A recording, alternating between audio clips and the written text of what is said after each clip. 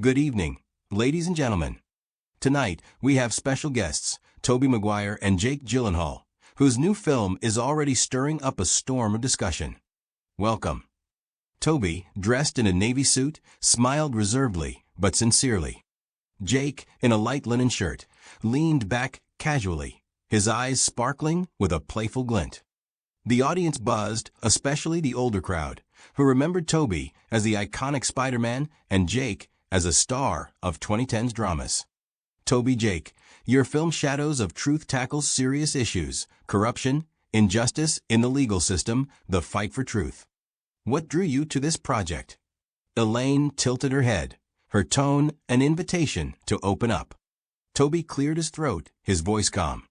For me, it's a story about one person standing up to a system, even when everything's stacked against them. It reminds us that truth is always worth fighting for, he said, earning light applause from the audience. Jake nodded, adding, absolutely. But it's also about humanity. My character, a lawyer who's lost faith in the system, finds a way to reclaim his ideals. That resonates with anyone who's ever felt powerless against injustice. Elaine smiled, sensing the conversation flowing naturally. The atmosphere was warm, almost friendly.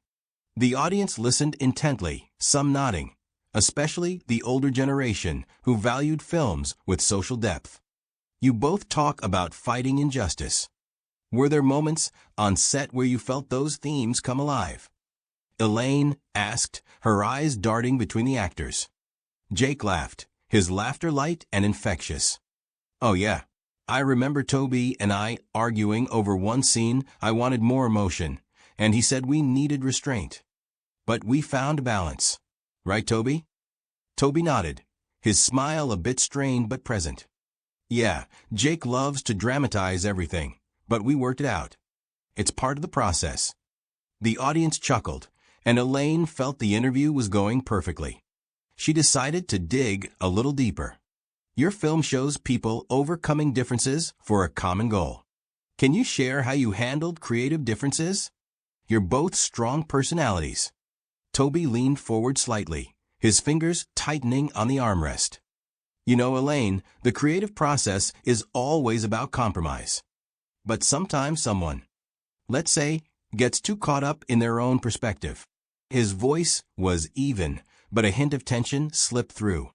Jake raised an eyebrow, his smile sharpening. Oh, you mean me? Tobey, if you're calling my ideas getting caught up, maybe we should talk about how you insisted every scene revolve around your character. The audience gasped, but laughter still dominated. Elaine raised a hand, trying to keep things light. Guys, sounds like a real creative kitchen, she said, smiling. Let's hear how you found common ground. But Tobey wasn't smiling anymore. His eyes narrowed, his voice colder. Common ground? Elaine, sometimes there isn't any when someone thinks they're the star of the show. I've been in this industry for 25 years, and I don't let people overshadow me. Jake turned sharply toward him, his face flashing with anger. Overshadow? Tobey, you were the one trying to control every shot, like I'm some rookie. If you can't work as a team, that's your problem, not mine. The audience fell silent, only a few whispers breaking the tension. Elaine felt the air grow heavy, like the calm before a storm. She tried to intervene. Okay, let's take a pause, she said, her voice steady. You're both professionals, and your film proves you can create together. Maybe share what inspired you. But Tobey stood abruptly, ripping the microphone from his collar. The sound of it hitting the floor echoed like a gunshot. I'm not sitting here listening to him twist the truth, he snapped, his voice trembling with anger. This interview is over. He stormed off the stage, leaving the audience in stunned silence. Jake remained seated, his face a mix of anger and shock. Elaine turned to the camera, her heart pounding, but she forced a smile. Well, looks like we got some real passion here, she said, her voice calm despite the panic inside. We'll be back after a short break. Elaine Crow, the 62-year-old host, stood backstage, her heart racing. She knew this wasn't just a failed interview. It was a moment that could either destroy her reputation or elevate her career. The air smelled of hot plastic from the spotlights, and a faint hint of sanitizer used on the equipment. Elaine took a deep breath and approached the director, Michael, who was nervously flipping through the show's rundown. "Michael, I want them both back on stage," she said, her voice firm but calm. Michael's eyes widened, his eyebrows shooting up. "Elaine, are you serious? Toby said he's not coming back, and Jake looks ready to start another fight. We can just move to the next segment." "No," she cut him off. "This isn't just about them. It's about what we show to millions of people. If we let this fight end the show, we're just fueling hate and division. I want them to sit down and talk. A real conversation, no theatrics." Michael sighed, but nodded. "Fine, but this is on you. We've got 5 minutes until the break ends." Elaine headed to the green room, where Toby stood by the window, staring at the lights of Los Angeles. His shoulders were tense, his fists still clenched. She quietly closed the door. "Toby," she began, her voice soft but steady. "I understand why you left. You felt attacked. But if you don't come back, people will only remember your anger. They won't remember your work, your talent. They'll remember this fight." Toby turned, his eyes flashing with a mix of anger and exhaustion.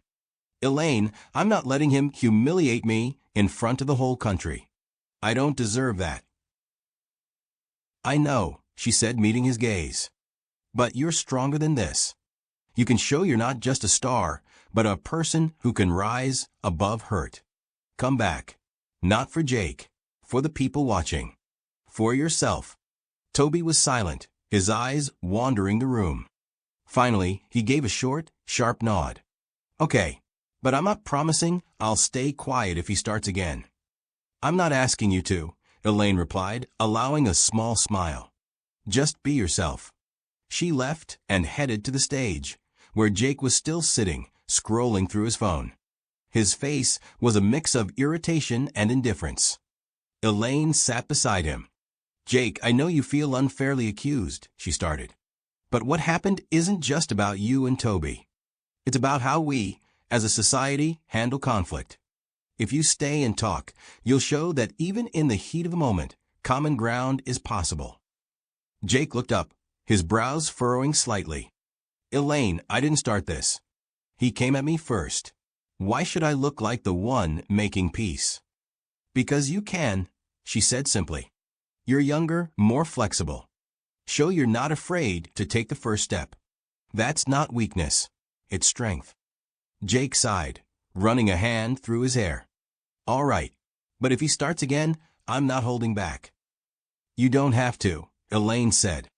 "Just be honest." The break ended, and the cameras flashed red again. The audience hushed as Elaine returned to the stage, followed by Toby and Jake. Toby sat, his face tense but composed. Jake looked more relaxed, but his eyes watched Toby closely. The audience held their breath, waiting. "Thank you for coming back," Elaine began, her voice warm but firm. "What happened was a real moment.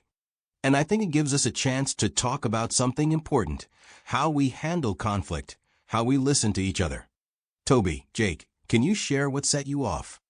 Toby cleared his throat, his voice low but clear. "I felt like Jake was downplaying my work," he said. "I put everything into this film, and when someone says I'm just complaining it hurts." Jake nodded, his face growing serious. "I get that. But, Toby, when you said I was trying to overshadow everyone, I felt like you weren't acknowledging my efforts. I didn't mean to offend you. Maybe I went too far." The audience murmured softly, but this time there was a hint of hope in the whispers. Elaine felt the tension ease slightly. She opened her mouth to continue, but then something unexpected happened. An older man in the audience, dressed in a checkered shirt, stood up. His face was red with emotion, his voice trembling. "Excuse me for interrupting," he said, his words cutting through the studio's silence. "But I have to say something. I'm a veteran, served in Vietnam. I'm 72, and I've watched your films, Mr. Maguire, since I was young. But what you're doing here, bickering like kids, it's a disgrace. Your movie's about fighting injustice, But how can you talk about that if you can't even talk to each other? The audience froze. The cameras swung to the man, who stood gripping the back of his chair. His eyes glistened with tears, but his voice was steady. My friends died for this country, for ideals. And you're here arguing about who's the bigger star on set. If you want us to believe in your film, show you can be bigger than your grudges. Toby and Jake sat in silence, their faces registering shock. Elaine felt her throat tighten. This wasn't just an audience member. This was the voice of a generation that had seen wars, loss, and the fight for justice. His words hit like lightning, and she knew this moment would change everything. "Thank you, sir," Elaine said softly, her voice filled with respect. "Your words remind us why we're here." "Toby, Jake, what can you say to this gentleman?" Toby looked down, his fingers nervously gripping the armrest. Jake cleared his throat, his voice hoarse. "You're right," he said, looking at the man. "We acted like idiots. I'm sorry. Not for the cameras, but for you. You deserve better." Toby raised his head, his eyes meeting the veteran's. "I'm sorry too," he said quietly. "I lost control. Your words. They made me think. Thank you." The audience erupted in applause, not wild but reverent. Elaine felt chills run down her spine. She knew this was just the beginning.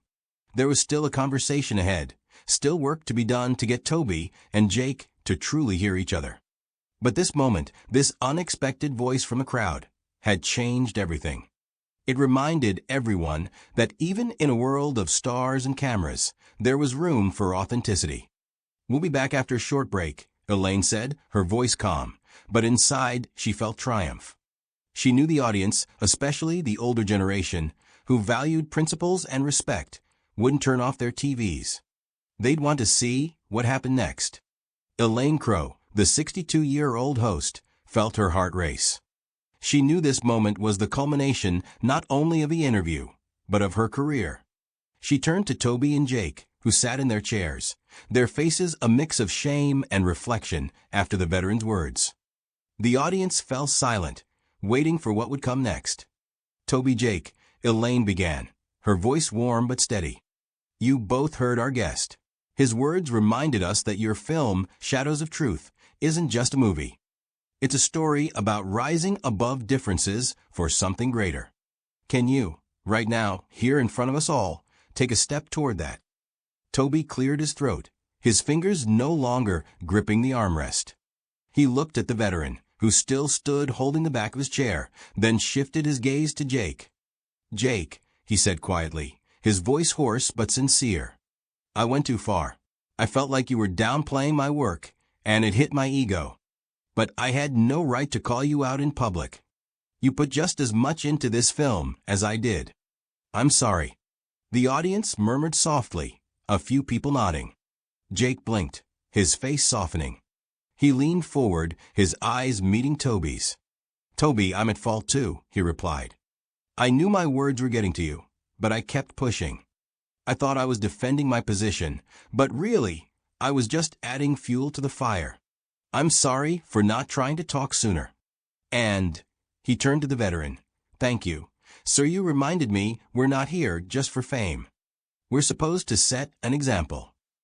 The veteran nodded, his face relaxing, and he slowly sat down, though his eyes still glistened. The audience burst into applause, not loud, but deep, filled with respect. Elaine felt the tension in her shoulders ease. She knew this wasn't the end, but it was a beginning. "Thank you both for your honesty," she said, her smile genuine. "Your film talks about fighting injustice, but what you just did is fighting your own grudges. That's no less important. Can you share what you've taken away from this experience?" Jake spoke first, his voice calm but powerful. "I realized listening isn't just waiting for your turn to talk. It's about really hearing what someone else feels. Toby and I could have talked back on set, but we were both too stubborn. I want to be better at this." Toby nodded, his gaze thoughtful. "For me, it's about humility. I thought my experience gave me the right to be right. But experience isn't an excuse to shut down. It's a reason to stay open. I'm grateful for this moment, even though it was tough. Elaine turned to the audience, her eyes shining. I think we all witnessed something special tonight.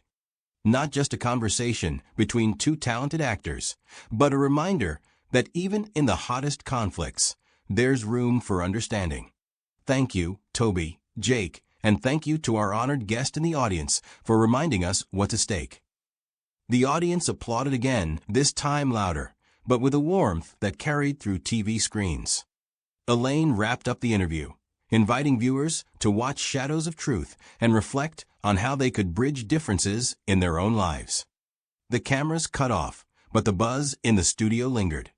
Audience members stood, sharing their thoughts, and the older crowd, those who remembered a time when respect and principles came first, looked particularly moved. Backstage, Toby and Jake shook hands, not for the cameras, but quietly, as a sign of respect. They didn't become best friends, but a thin thread of understanding had formed between them. Elaine watched from a distance, feeling her chest fill with warmth. She knew this interview would become legendary, not for the fight, but for what came after. That night, as America watched reruns of the show, social media shifted its tone. Instead of angry posts, comments about a real conversation and hope for better emerged. The veteran, later identified as John Murphy, a 72-year-old retired Marine, became the evening's hero. His words were quoted in news reports, and some even suggested inviting him to talk shows. But John, as it later emerged, declined the attention, saying only, "I just said what I thought. I hope they remember it." Elaine returned home late, her small West Hollywood apartment quiet except for the soft hum of the air conditioner. She sat at her kitchen table, a glass of wine in hand, staring at the city lights outside. Her phone buzzed with messages, colleagues, friends, even producers from other shows congratulating her on the historic interview. But for Elaine, it wasn't about fame. It was about that moment when two people, despite anger and pride, chose to talk. And about the voice from the audience that reminded everyone that even small steps toward understanding could change the world. The next day, Shadows of Truth broke pre-sale ticket records. But for many viewers, especially the older generation, the film became more than a movie. It became a symbol that even in a divided world, there was room for dialogue. Elaine knew conflicts don't vanish overnight, and that Toby and Jake might still clash. But she also knew they'd taken a first step. And that was enough to leave the door open for hope.